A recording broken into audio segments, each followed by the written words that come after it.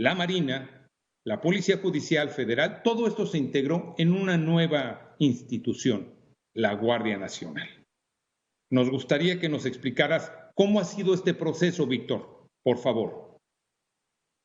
Claro que sí.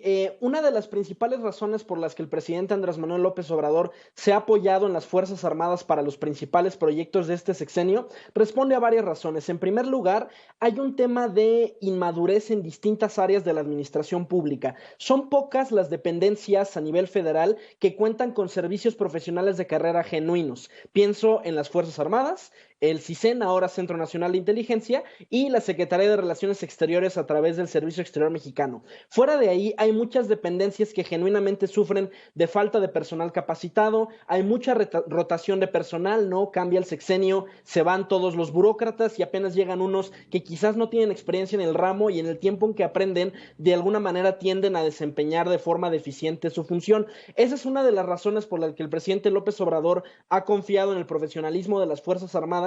Sin embargo, esto ha llegado a algunas decisiones quizás un poco exóticas en términos de cuáles son las labores que le competen a las Fuerzas Armadas. Durante la Cuarta Transformación, los militares no solamente hacen labores de defensa exterior como soldados, sino que también son policías a través de la Guardia Nacional, son albañiles, son banqueros, son gestores de aduanas y poco a poco, sobre todo a la luz del decreto de militarización de la seguridad pública que se publicó este año, se les ha dado más atribuciones que a muchos nos hacen pensar que quizás es un poco excesivo y que si de por sí las Fuerzas Armadas ya estaban rebasadas y limitadas en términos presupuestales, la gran pregunta es, ¿realmente van a poder resistir esta presión operativa de tantos proyectos como construir el aeropuerto de Santa Lucía, la construcción de los bancos del bienestar? Probablemente esto va a limitar mucho su capacidad operativa y no olvidemos que también la Guardia Nacional está haciendo en este momento labores de patrulla fronteriza por deseos expresos del presidente Donald Trump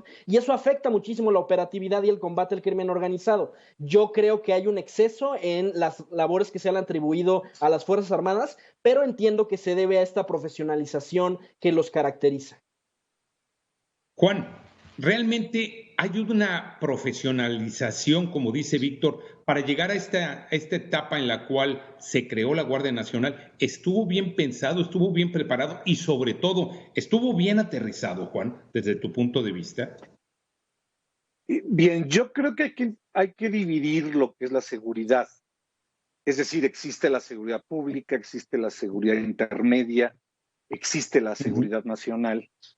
Y definitivamente en México tenemos un gravísimo problema de seguridad pública, no de hoy, de hace por lo menos 18 años, que al momento de rebasarse se convierte en un problema de seguridad intermedia o de seguridad interior, que a su vez es una amenaza a la seguridad nacional. Por lo tanto, lo que este nuevo proyecto de nación, me refiero al del presidente López Obrador, intentó fue, bueno, crear esa respuesta federal a lo que es el problema de la seguridad interior que ya rebasó la seguridad pública. La forma como se genera, es decir, la creación de la Guardia Nacional, Sí. de alguna manera no es lo errado. Yo creo que aquí lo importante era darle un carácter evidentemente militar bajo una administración civil o generar un proyecto exclusivamente civil, es decir, mandos civiles con una administración civil que, bueno, ya vimos que no se dio. Un error no, porque error hubiera sido no darle una fortaleza a esa respuesta, insisto, federal que debe de dar el gobierno a la seguridad pública.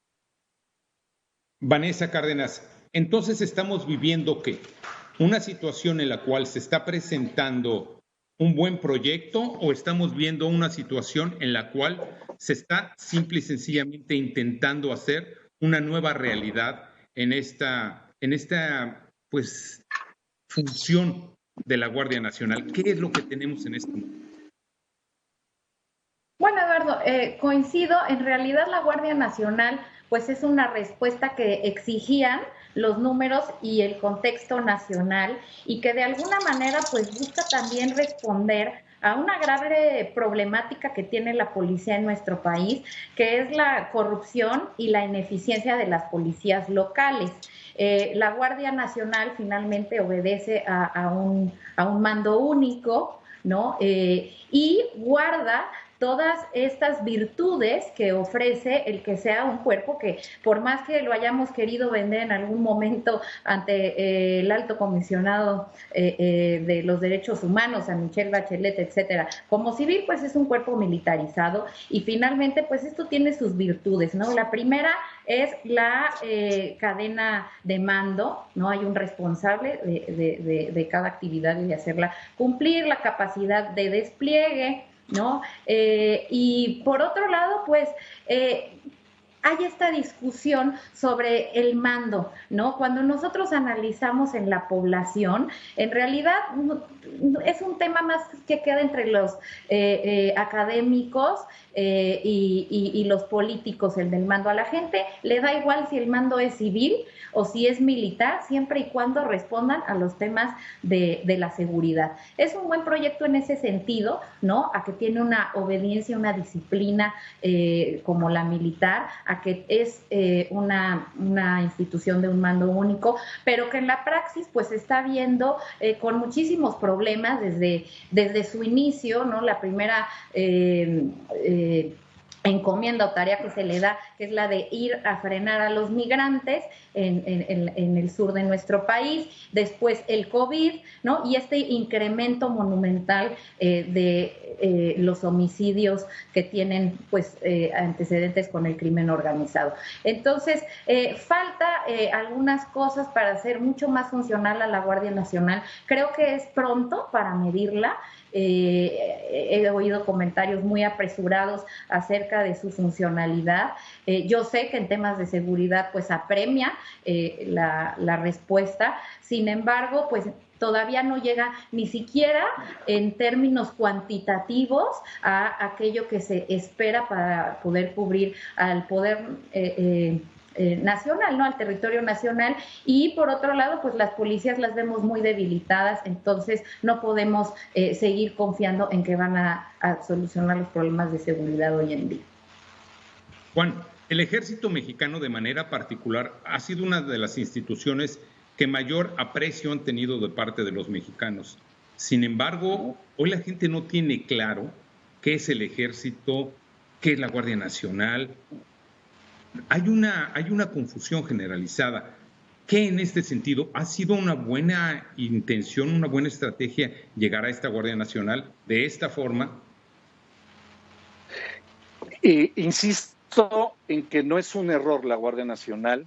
Valdría la pena y con mucho gusto discutiríamos la parte académica y la parte analítica de lo que sería la Guardia y sobre todo, insisto, en la parte de seguridad interior. No es un error. Lo que quizá puede generar una confusión no es propiamente al Ejército, es más bien hacia la Guardia Nacional, y explico por qué. Hoy siguen siendo las Fuerzas Armadas la institución de mayor nivel de confianza en el país. Esto hoy, con la pandemia, hoy con una ciudadanía que lo único que exige es seguridad y que evidentemente, por lo menos en las Fuerzas Armadas se encuentra que tienen en ellas, en los soldados de tierra, mar y aire, esa seguridad que no se tiene en otros lados. Por eso, insisto, creo que un tema de percepción no va en función de soldados y marinos, más bien un tema de percepción que va en función de quiénes son verdaderamente los guardias nacionales. Es decir, son soldados, son policías, son guardias nacionales que son. Sin embargo, debemos de tomar en cuenta también que es una institución de reciente creación. Hago votos para que cuando termine este sexenio y al cambio del mismo, no se llegue a querer inventar algo nuevo. Lo hemos estado viendo desde el sexenio de Ernesto Zedillo. Con Fox hubo un cambio, con Calderón hay otro cambio, con Peña Nieto hay otro cambio, y evidentemente pues López Obrador tenía que buscar la manera de crear su propia respuesta con otra dinámica, con otra orgánica, con otra estructura, que aquí lo que debemos dejar es que el tiempo le dé la razón, aún ya a pesar de que el tiempo exige la urgencia de resolver problemas de seguridad, circunstancia que, como bien lo apuntaba Víctor, dio o generó una nueva ley donde las Fuerzas Armadas pueden coadyuvar o pueden participar dentro de tareas de seguridad pública con una certidumbre jurídica que no tenían. Insisto, Eduardo, creo que este es el tema de percepción o de imagen, va más en función de lo que pueda afectar a la Guardia, de lo que afecta a las propias Fuerzas Armadas. Y esto, insisto, por ese voto de confianza, de gran confianza que le siguen dando los ciudadanos a nuestros soldados y marinos. Víctor, sin embargo, tú hacías mención hace unos instantes en tu intervención pasada de que hoy vemos una fuerza, a elementos de las Fuerzas Armadas que igual están construyendo un aeropuerto, que igual están construyendo instituciones bancarias, me refiero en la cuestión estrictamente física, que igual vemos que están deteniendo o bueno, tratando de hacer la lucha contra la drogadicción, contra los plantíos. ¿En dónde encontramos entonces al ejército mexicano parado hoy en este mes de septiembre de 2020?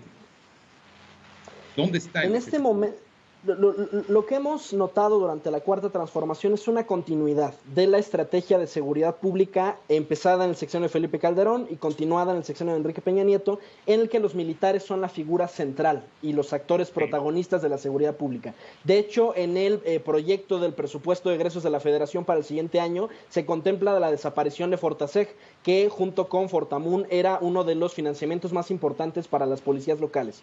Y el problema es que se ha generado un círculo vicioso que mantiene a las Fuerzas Armadas en las calles. El presidente Calderón saca a las Fuerzas Armadas a las calles bajo el argumento de que las policías locales estaban rebasadas, es la razón que justifica el que esto se convierta en una amenaza a la seguridad interior, pero no ha habido ningún proyecto, ni en el gobierno de Calderón, ni en el de Peña, ni el de Andrés Manuel López Obrador, de reconstruir las policías municipales. Entonces, ¿qué es lo que sucede? Tenemos cada sexenio, un presidente que crea una nueva policía, que crea una nueva estrategia de seguridad y no se le puede dar continuidad a los proyectos que se empezaron el sexenio pasado.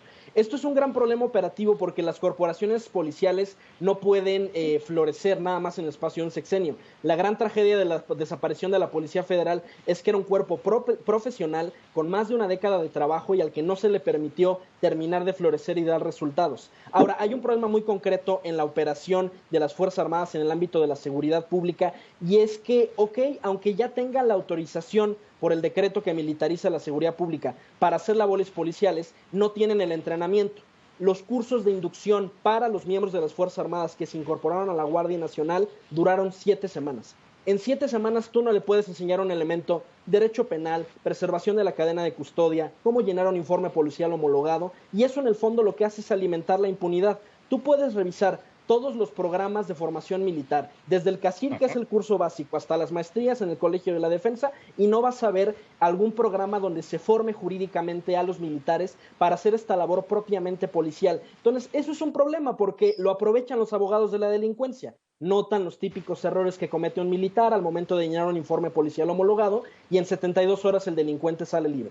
Ese es el gran problema de que los militares hagan labores de seguridad pública. Y el segundo, además, es pedagógico. La formación militar, y te lo digo yo que fui soldado, es una pedagogía de la violencia. La formación policial es un entrenamiento fundamentalmente emocional para hacer una dosis quirúrgica, una administración quirúrgica de la fuerza. El soldado está pensado para lidiar con enemigos y para administrar un territorio ocupado. El policía está pensado para lidiar con un ciudadano con derechos, y eso es muy diferente, la distinción entre la categoría entre el enemigo y el ciudadano, que tiene implicaciones operativas muy importantes. Vanessa, estás tú en la posición de darnos la opinión, sobre todo una opinión que la gente pueda entender. ¿Qué es lo que ha pasado? ¿Cómo llegamos el tránsito? ¿Cómo se dio el tránsito de hablar del ejército mexicano a las fuerzas, a la Guardia Nacional hoy en día? Y te digo, estás en la posibilidad porque hay mucha gente en la calle de a pie que todavía no logra entender y ve uniformes, el mismo uniforme, pero ahora con un distintivo diferente, pero a veces no lo traen, pero el color sí es el mismo, pero después resulta que está mezclado. Tú, como especialista en el tema de seguridad nacional, ¿nos puedes explicar cómo ha sido esta transición para que la gente de a pie, los ciudadanos comunes, lo entendamos? Sí, Eduardo, pues la distinción básica es que la Guardia Nacional está habilitada para hacer funciones y su naturaleza, ¿no? De forma orgánica, son las funciones de seguridad interior, a diferencia de las Fuerzas Armadas, que pues su naturaleza es salvaguardar las fronteras marítimas, territoriales y aéreas. Ante, pues, la situación de seguridad en la que las policías fueron rebasadas, pues se crea una institución como es la Guardia Nacional en la que se incorporan elementos que tengan esta disciplina militar de la policía militar, marina y también de lo que era la policía federal y que busca cada día incorporar pues más elementos que vengan y que sean del carácter civil, aunque no se ha logrado. Estamos viendo que pues básicamente más del 80% de los efectivos de la Guardia Nacional provienen de las Fuerzas Armadas y que aquellos que se han estado integrando pues también están en la nómina y pasan por el proceso de contratación de las Fuerzas Armadas, ¿no? Principalmente de la defensa. Entonces es por esto que hay esta confusión, porque finalmente pues sí son los mismos elementos con la precaria capacitación que se les ha podido dar, su forma de operar pues tiene mucho de la estrategia militar y es por eso que cuando vemos asuntos en los que interviene la Guardia Nacional, pues para la población hay una confusión y dicen vinieron los del ejército, vinieron los verdes, no era la Guardia Nacional y eso finalmente pues es lo que ha afectado de alguna manera a la percepción de el ejército sin que esto se vuelva generalizado porque sigue siendo una institución de gran confiabilidad para la gente y eso es parte de lo que quiere aprovechar también la formación de la Guardia Nacional atrayendo a los militares, ¿no? La capacidad que han tenido en muchas poblaciones de ofrecer esta percepción de seguridad cuando ellos están ahí. Entonces, su eficiencia no está en tela de juicio, sigue estando ahí. El tema es la información o la mala información que hay en torno a las diferentes instituciones de seguridad en nuestro país y creo que ese es un trabajo muy importante que nos ha quedado a deber el Ejecutivo en varios sexenios. El darle el lugar que se merece al tema de seguridad, la seriedad, pero también en el discurso para que la población pueda estar clara de a dónde acudir, de quién es el que lo puede parar en una cuestión de tránsito, de quién lo va a ir a ayudar en una cuestión de desastres naturales y eso ayudaría mucho también a el respeto que hoy se le tiene que dar a nuestras Fuerzas Armadas, no solo en términos de opinión pública, sino de presupuesto, Eduardo, porque con esta ahora proliferación de actividades que tienen, pues se debería también de ver traducido en mejor equipamiento y en un porcentaje en el presupuesto que se le asigna.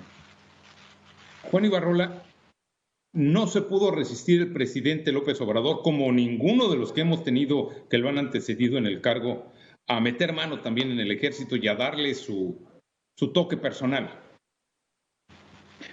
Bueno, recordemos, Eduardo, que el presidente de la República por mandato constitucional es el comandante supremo de las Fuerzas Armadas. Definitivamente no.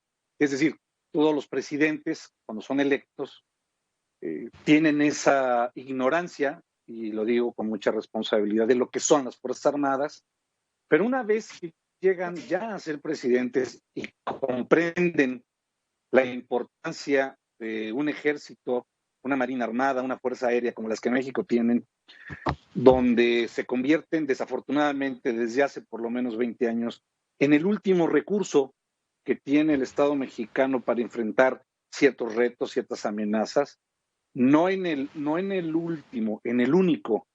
Una Fuerza Armada debe de ser el último recurso del Estado. En México no es así. México es el único recurso que se tiene.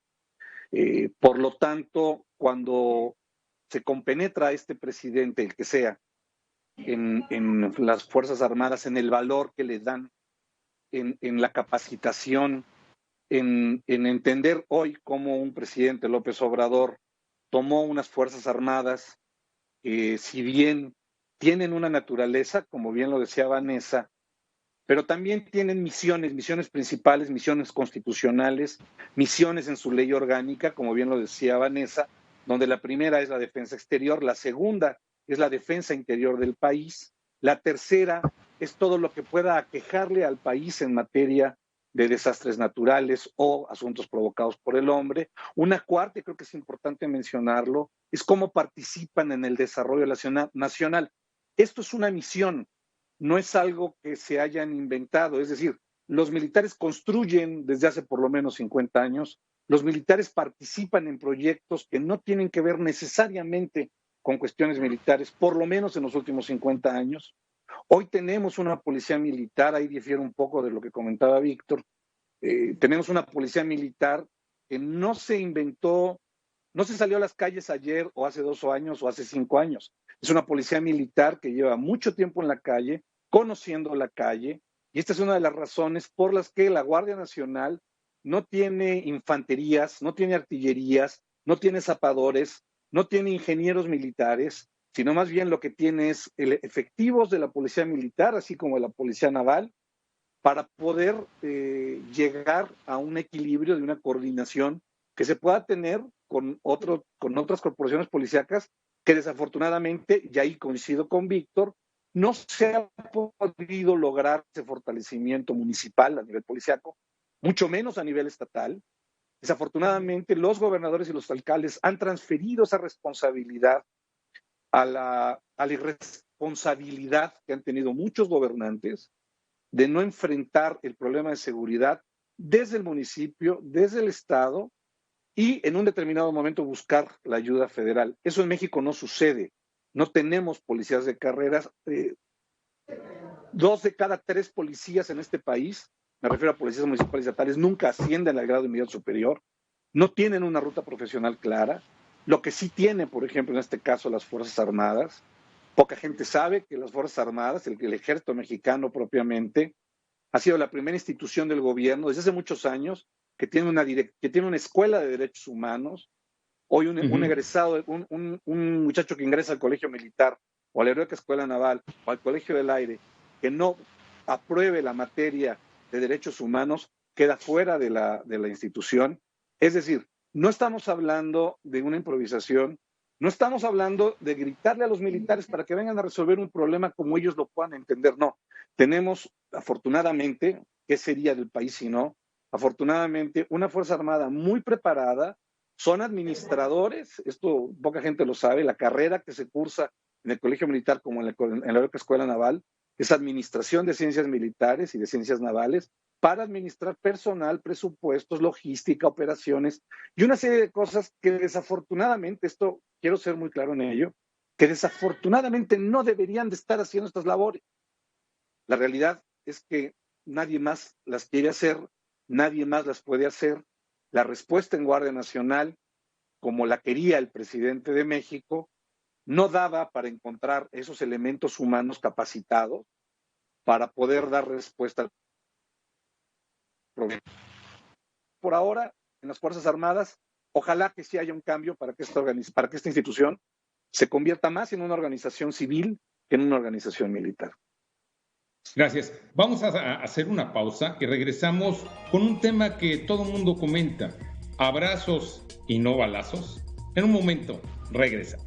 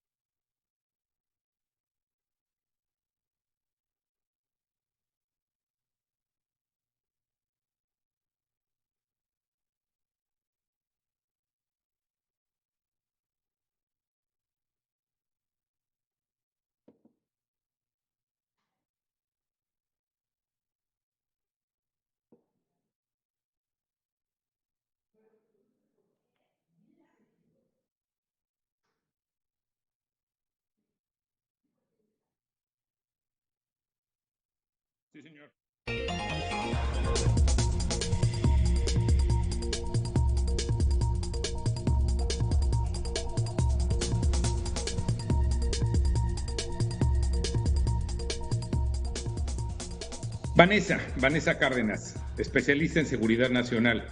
¿Ha funcionado la estrategia del presidente de abrazos y no balazos? Porque lo que hemos visto recientemente, pues parece que no, pero ustedes son los especialistas y tienen la palabra.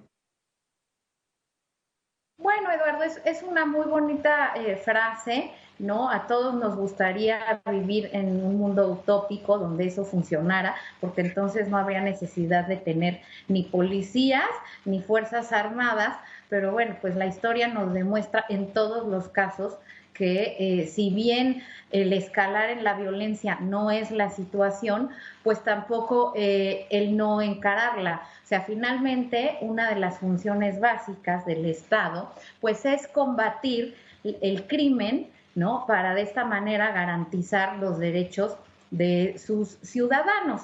Los números son irrefutables y pues por más que se ha querido de alguna manera maquillar las cifras, pues el incremento en los homicidios y en las cifras de algunos delitos demuestran que la estrategia pues no está funcionando. Y muestra de ello es que de alguna manera se apresura a crear el paraguas jurídico que le da la actuación o que le da ya un marco normativo de legitimidad para actuar a las Fuerzas Armadas en el ámbito de la seguridad pública.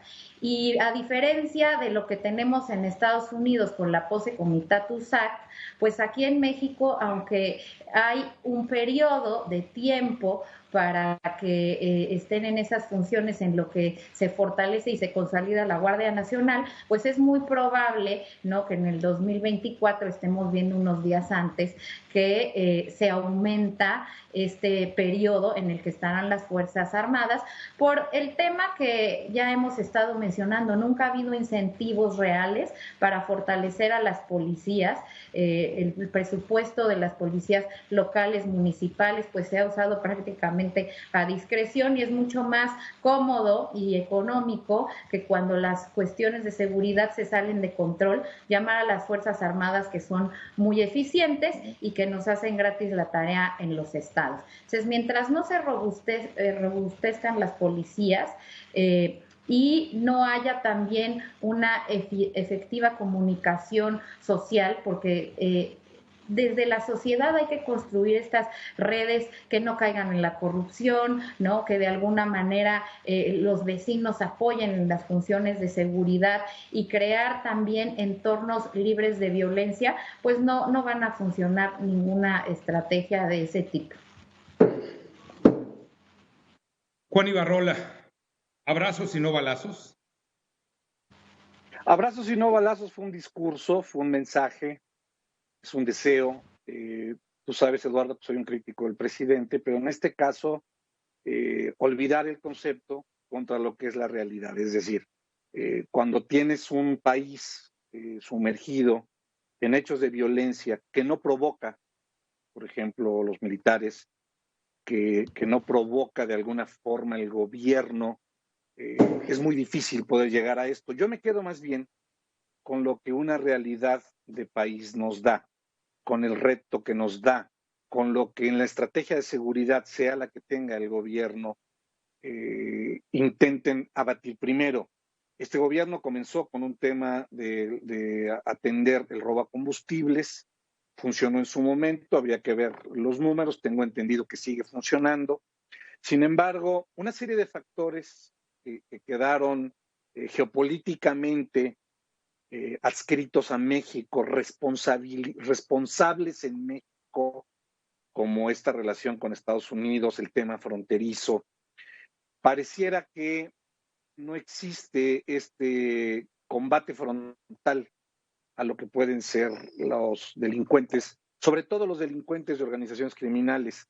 Demostrado está que el nivel de violencia con el que actúan, demostrado está que el armamento que utilizan los delincuentes en este país, que es verdaderamente profesional, el equipamiento que tienen los delincuentes en este país, pero sobre todo su ánimo, que no es un ánimo idealista, no es un ánimo político. Es decir, los delincuentes en este país lo único que buscan es cómo crecer económicamente y socialmente sus organizaciones criminales. Contra esto no puede haber abrazos, contra esto tiene que utilizarse el monopolio legal de la fuerza y la violencia, que es privilegio, en este caso del Estado mexicano. El presidente evidentemente esto no lo puede tener en su discurso, pero sabe perfectamente bien que es parte de su realidad, uno como presidente y dos como comandante supremo de las Fuerzas Armadas. Víctor Hernández, desde tu posición de ex militar, ¿abrazos y no balazos? El presidente ha enviado en diversas ocasiones un mensaje de impunidad. Lo envió en el Culiacanazo al dejar libre a Ovidio Guzmán, ¿no? El mensaje para todos los narcotraficantes del país es: si haces un pancho lo suficientemente grande, el Estado va a ceder. Lo envió al reunirse con la mamá del Chapo Guzmán, lo reunió al realizarse la boda en la Catedral de Culiacán de la hija del Chapo Guzmán y donde no hubo ningún tipo de respuesta policial. Y lo que más preocupa es que sí, el presidente tiene que lidiar con un gran problema, pero se ha limitado, como sus antecesores, solamente a administrar los efectos del delito en lugar de atacar sus causas profundas. ¿Cuáles son las causas profundas del delito en México? Son dos: la pobreza, la falta de acceso a oportunidades laborales, a oportunidades educativas, hace que para muchas personas la delincuencia sea una forma económicamente viable de vida. Y número dos, la impunidad. De acuerdo con datos de la Encuesta Nacional de Victimización del INEGI, alrededor del 95% de los delitos que se cometen en México quedan impunes, es decir, 9 de cada 10 delitos. La reforma que transformó la Procuraduría General de la República a Fiscalía no ha tenido ningún efecto. La gente sigue teniendo una profunda desconfianza en el Ministerio Público. El gran problema no está tanto en detener a los delincuentes, porque el ejército y las policías son relativamente eficientes en ese tema. El gran problema está en la judicialización del caso. Tenemos, por ejemplo, situaciones como la detención de la mamá del Marro, supuestamente operadora financiera del cártel de Santa Rosa de Lima. ¿Y por qué es liberada la señora? Porque la señora fue torturada al momento de su detención, que ha sido una de las grandes preocupaciones de los activistas en contra de la militarización de la seguridad pública, que la estadística nos indica que tan pronto como inicia el despliegue masivo de Fuerzas Armadas para hacer labores de seguridad, se nos disparan hasta el cielo indicadores como el índice de letalidad perfecta, la cantidad de quejas presentadas ante la CNDH contra personal militar por presuntas violaciones a derechos humanos. Y en ese sentido, el gran problema que tiene el presidente es que sigue sin atacar las causas profundas del problema. La desaparición del Fortaseg, muy en el fondo, lo que hace es la preparación para la desaparición de las policías municipales y para convertir la excepción, que era la salida de las Fuerzas Armadas, que supuestamente era una intervención temporal, en una realidad permanente, que ese es en el fondo el proyecto de la Guardia Nacional. De acuerdo con datos de la propia Secretaría de la Defensa y del Observatorio de la Guardia Nacional, 80% del personal de la Guardia Nacional son militares. La estructura de mando de la Guardia Nacional es completamente militar. La realidad es que el secretario Durazo está de adorno. La Guardia Nacional no es otra cosa que el ejército mexicano disfrazado. Ahora, por alusiones personales, quisiera responder a algunos de los comentarios que hizo Juan antes del corte. Lo primero que mencionaba Juan es que la Guardia Nacional está integrada exclusivamente por elementos de policía militar y de policía naval. Esto es completamente falso. Yo invito a los compañeros del auditorio a que, si se encuentran a alguien con un brazalete de Guardia Nacional, le pidan que por un momento se lo quite, ¿no? Todos los soldados traen en el brazo izquierdo lo que se llama sector, que dice la unidad a la que estás adscrito: 5º Regimiento de Artillería, 21 Batallón de Infantería, etc. Ustedes van a encontrar que en la Guardia Nacional metieron de todo: infantes, caballería, zapadores, artilleros. No hay una profesionalización policial. Y también decía hace un momento Juan que basta la formación que hay en el Colegio Militar de Derechos Humanos para que los soldados se porten bien en operaciones. Miren, yo fui cadete del Colegio Militar y la verdad es que no es el lugar más propicio para aprender temas de derechos humanos. Hubo varios casos escandalosos, al menos en mi tiempo ahí. En 2015, el asesinato de un compañero mío, un cadete de artillería que fue asesinado en las novatadas. También el procesamiento de un capitán, un comandante de compañía, por extorsionar y golpear a los cadetes. Entonces, esa es la razón por la que insisto que la formación militar es una pedagogía de la violencia. Hay dos ejércitos mexicanos. Está el ejército mexicano a ojos de la opinión pública, el de los desfiles, que se ve muy bonito, y luego está el ejército mexicano de a de veras. Ese es en el que yo serví, el que yo conozco, y definitivamente no es el lugar propicio para aprender el respeto a los derechos humanos. Juan, para alusiones personales también. Yo no hago alusiones personales, Víctor, y menos para una persona como tú, que en primer lugar mi respeto, y se ve que tú tienes un tema personal con el ejército. Yo no hago alusiones personales, yo trato de ser objetivo en función de mi análisis con las Fuerzas Armadas. Voy a revisar, cometí yo un error en función de lo que dije sobre policía militar. Ese era el origen de la Guardia Nacional. Lo voy a hacer público y te pediría, y yo te pediría que escucharas esa corrección pública. No disculpa porque no te estoy agrediendo. En segundo lugar, no, yo tengo otra versión. Conozco bien el Colegio Militar, conozco bien el Centro de Estudios del Ejército de la Fuerza Aérea, conozco bien el Colegio de Sargentos, igual toda la parte de mar, igual toda la parte de aire. Y bueno, en mi caso, insisto, por eso no puedo hacer alusiones personales a alguien que tiene un conflicto personal con el ejército. Te respeto lo que tú hayas vivido, lamento lo que hayas vivido, desafortunadamente para ti así fue, pero en mi caso, lo único que estoy tratando de decir es lo que un servidor conoce y lo que un servidor ha estudiado. Tengo esos manuales, tengo ese conocimiento de cómo, por lo menos, y lo sabes bien, es una orden, no violar derechos humanos. En una organización tan vertical como son los ejércitos, se pueden dar abusos, se pueden dar excesos, se han dado, y en su momento se han castigado. Lo podemos poner a un punto muy sencillo. Tú acabas de dar el dato de la justicia civil, la impunidad que hay en la justicia civil. Faltó mencionar el 2% de impunidad que existe en la justicia militar del 100% de delitos que se cometen por personal militar en delitos militares. Te pido una disculpa si te ofendí, lo hago de manera pública, pero no fue una alusión al... Gracias, Juan. Vanessa, ¿qué más le toca al ejército, a esta Guardia Nacional hacer entonces? Porque están metidos en todas las instrucciones que el presidente de la República da y parece ser que más allá de lo que marca de manera concreta las leyes, el reglamento interno del propio ejército mexicano y de la Guardia Nacional. ¿Qué más los vamos viendo hacer a los miembros del ejército mexicano, de las Fuerzas Armadas?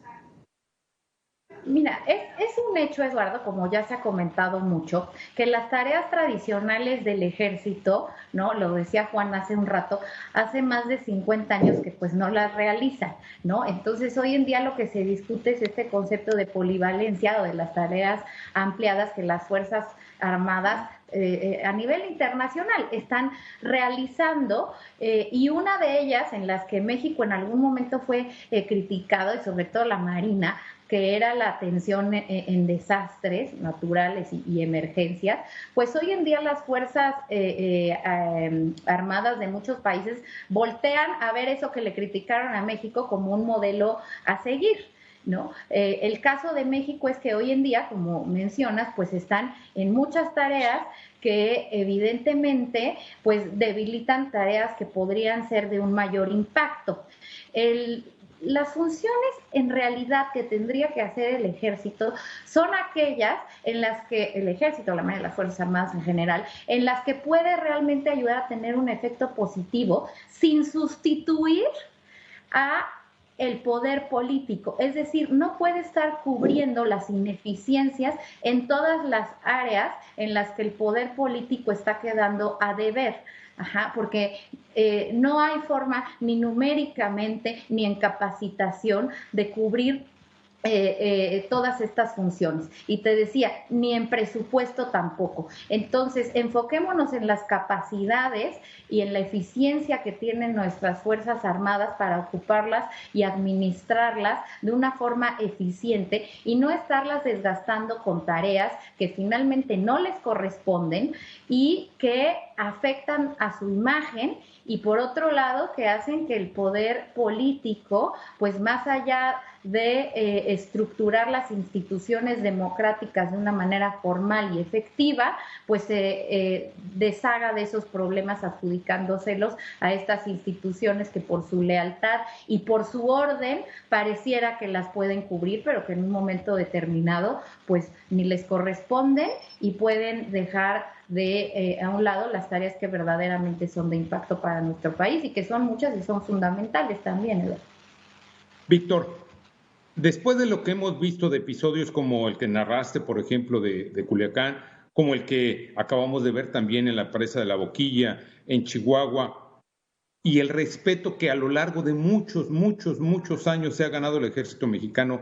Hoy, ¿qué nos queda después de ver cómo, pues desafortunadamente, apedrean a elementos de la Guardia Nacional, del ejército, o simple y sencillamente en número los mayoritean, como comúnmente se dice, o simple y sencillamente les dicen: ustedes no pueden responder a las agresiones? Tiene que predominar siempre el diálogo. Hay dos fenómenos que se entrecruzan y que han hecho muy disfuncional la seguridad pública en México. El fracaso del sistema de justicia no es nuevo, es algo con lo que estamos lidiando al menos desde el siglo pasado. Yo los invito a leer un texto muy interesante titulado Lamentada Estrategia, escrita por Alejandro Ope, donde él explica que ante el fracaso del sistema de justicia, el Estado mexicano ha optado por dos estrategias para proveer de seguridad a sus ciudadanos. La primera son los pactos criminales, que hace época al viejo PRI, cuando un mismo partido tenía el gobierno municipal, estatal y federal, y había posibilidad política de ordenar el crimen. Tú extorsionas acá, tú traficas droga acá, y no quiero desastres públicamente. Esa posibilidad se rompe cuando llega la alternancia y llega la segunda estrategia. Dado que el Ministerio Público es incapaz de alcanzar sentencias condenatorias, lo que empiezan a surgir en las corporaciones policiales y en las Fuerzas Armadas son las órdenes no escritas de que en ciertas operaciones no hay detenidos. Y la evidencia de este tipo de instrucciones nos la da el estudio del Centro de Investigación y Docencia Económica, que es el calculador, la gráfica de eventos de letalidad perfecta. Un evento de letalidad perfecta es un enfrentamiento en el que las Fuerzas Armadas no reportan ni agresores heridos ni detenidos, solamente hay abatidos. Y te doy algunas cifras. En 2007, cuando recientemente estaba empezando la guerra contra el narcotráfico, hubo solamente 15 de estos incidentes. Para 2011, en pleno auge de la guerra calderonista, tuvimos más de 451 incidentes en los que no hubo ni un solo herido ni detenido, solamente personal fallecido. Y este es un gran problema porque sí, en el papel el ejército tiene instrucciones de respetar los derechos humanos. El problema son las órdenes verbales, que muchas veces se dan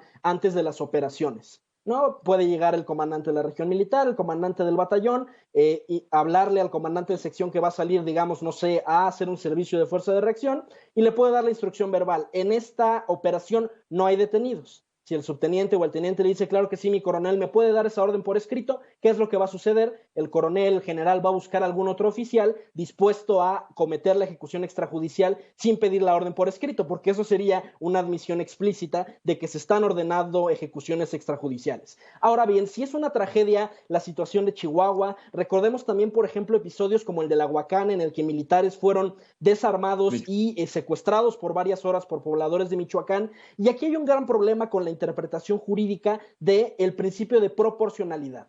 Una mala interpretación del principio de proporcionalidad es pensar que si me agreden con un cuchillo, yo tengo que responder solamente con otro cuchillo. Es decir, que si usara un arma de fuego, me metería en problemas. Esto es completamente falso. Si una persona está a corta distancia con un arma punzocortante, el soldado está perfectamente autorizado a usar sus armas de fuego.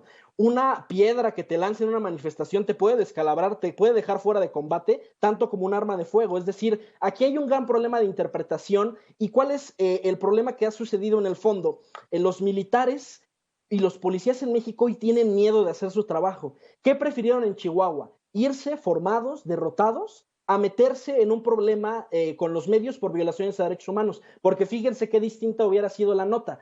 O la nota que ocurrió fue: militares son desalojados de la presa. Pero si los militares se hubieran defendido, la reacción de los medios hubiera sido muy diferente. La reacción hubiera sido: militares asesinan a sangre fría campesinos desarmados. Entonces muchos soldados prefieren francamente ya no hacer uso de la fuerza que legítimamente tendrían derecho de ejercer, con tal de no meterse en problemas con violaciones a derechos humanos. Y yo te cuento una anécdota muy personal de mi experiencia con mis instructores de derechos humanos en las Fuerzas Armadas.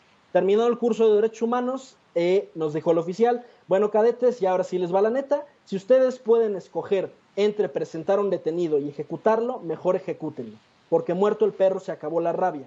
porque el ejecutado no presenta quejas por violaciones a derechos humanos, el ejecutado no puede alegar violaciones al debido proceso, y este es un gran problema, porque, por ejemplo, pensemos en esta posible ejecución extrajudicial que se reportó después del incidente en la presa en Chihuahua. Siempre se reporta primero como una agresión, como una flagrancia, y ahora los peritajes y la información que tenemos en los medios indica que no fue así, indica que probablemente se trata de una ejecución extrajudicial, y ese es el gran problema, que en el fondo las Fuerzas Armadas tienen esta pedagogía de la violencia y no este entrenamiento policial para hacer un uso quirúrgico de la fuerza. Gracias, Víctor. Vamos a hacer una pausa y regresamos para concluir un poco esta percepción que la ciudadanía tiene en voz de ustedes como especialistas para ver si es correcto. En un momento, regresamos.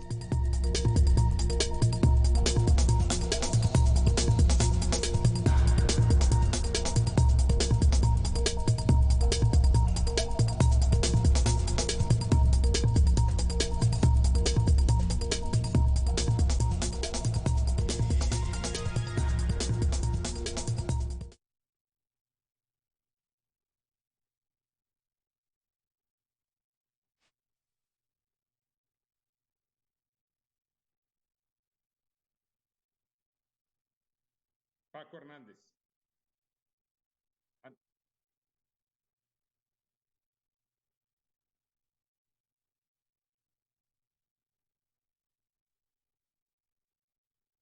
Ok.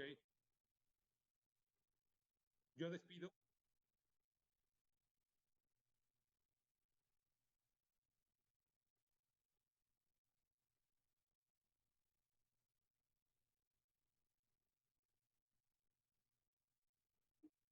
Perfecto, gracias, Héctor. Así lo hacemos.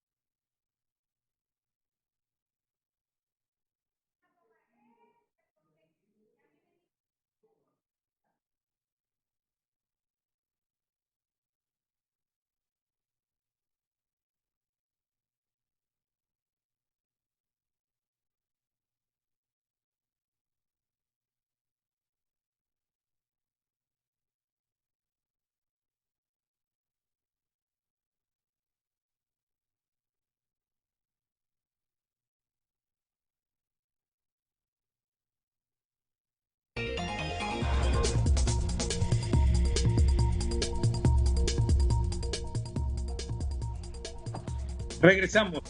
Juan Ibarrola, ¿cuál es la percepción que hoy debemos de tener los ciudadanos? Porque la que nos está dando el gobierno parece ser de indefinición, digo una cosa y parece ser que hago otra. ¿Cómo debemos nosotros entender al Ejército Mexicano, las Fuerzas Armadas y la Guardia Nacional? Bueno, en primer lugar, como unas Fuerzas Armadas, me refiero a tierra, aire y mar, que se basan en la legalidad, es decir, no son servidores públicos que están obedeciendo órdenes que sean ilegales. Insisto en mi crítica siempre al presidente de la República, pero hasta el día de hoy no ha ordenado nada que sea ilegal, y también las Fuerzas Armadas estarían completamente en desacuerdo a poderlo hacer así, a llevar a cabo una orden que no sea legal. Me refiero a la orden que les da el presidente a sus dos secretarios. Por eso creo que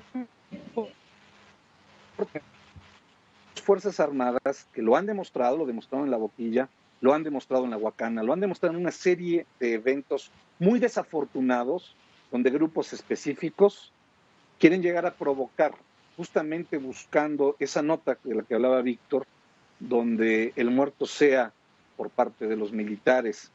Y no, lo que se ha demostrado es que el Ejército, la Marina, la Fuerza Aérea contra el pueblo, nunca. Una represión social que veamos por parte de nuestras Fuerzas Armadas de manera masiva, de manera general, vamos, ni siquiera grupos específicos, la vamos a ver o la hemos visto. Esto nos debe de dar mucha seguridad como mexicanos. Es decir, no tenemos gorilas por soldados, no tenemos asesinos por soldados, no tenemos violadores sistemáticos de derechos humanos por soldados, y ahí están las pruebas, ahí están las denuncias en la propia comisión, y esa es una seguridad que creo que debemos de tener todos los mexicanos. Gracias, Juan. En un minuto, para que podamos escuchar a Vanessa y a Víctor. Vanessa, entre lo que nos dicen y lo que es el ejército mexicano, ¿hay claridad? ¿Fuerzas Armadas?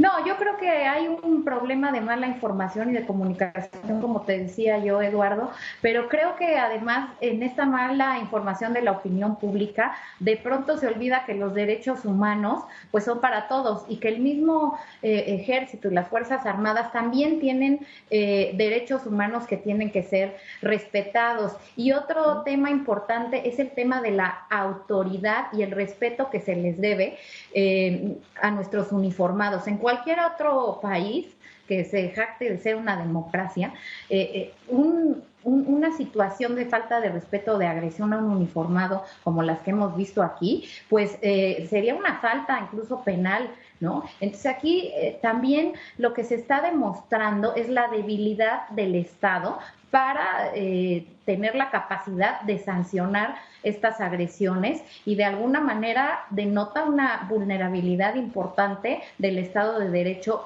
en nuestro país, Eduardo. Y creo que hay que fijarnos muy bien cuándo se genera violencia y crispación en la sociedad. Es en escenarios donde hay una ofensiva efectiva de las Fuerzas Armadas al crimen organizado, en escenarios donde su acción es un asunto que legítimamente sería de seguridad pública, o cuando compete a la negociación política, como en el caso de La Boquilla. Ellos esperaban una negociación política, no esperaban que llegara la Guardia Nacional o las Fuerzas Armadas, o cuando estas acusaciones o agresiones se derivan no de la naturaleza de las Fuerzas Armadas o de la Guardia Nacional, sino por ser parte de alguna forma del Poder Ejecutivo.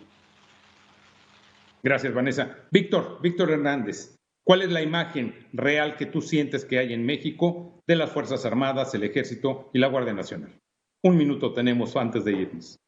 Las estadísticas no mienten, Eduardo. En 2006, antes del inicio de la guerra contra el narcotráfico, se presentaron 8 quejas ante la CNDH contra personal de la Sedena por presuntas violaciones a derechos humanos. En 2009, pleno auge de la guerra contra el narcotráfico, tuvimos más de 1,644. Y hay una correlación clarísima entre el nivel de actividad militar y la cantidad de violaciones a derechos humanos. En el momento, por ejemplo, hablemos del inicio del sexenio del presidente Peña, que da una orden durante la primera mitad de su sexenio de reducir dramáticamente la cantidad de operaciones militares. Bajan muchísimo la cantidad de violaciones a derechos humanos. Te doy un dato, en 2014 hubo 378. Sí hay una correlación, y yo creo que más que hablar de que los soldados, los marinos sean per se asesinos o violadores, porque no creo que ese sea el caso, se trata de transformar las instituciones. El hecho de que se puedan dar órdenes no escritas, de que en ciertas operaciones no hay detenidos, alimenta la impunidad y alimenta las violaciones a derechos humanos. Y el caso más cercano que tenemos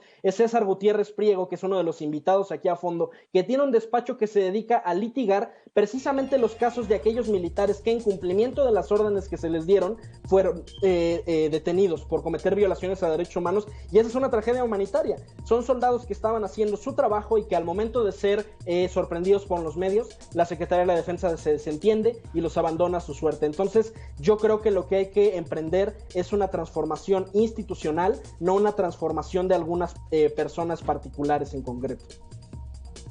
Gracias, Víctor. Juan Ibarrola, muchas gracias. Vanessa Cárdenas, muchas gracias. Víctor Hernández, muchas gracias. Y a usted principalmente le damos las gracias y lo invitamos a que se quede con Paco Hernández aquí en Mega Noticias TVC. Hasta la próxima.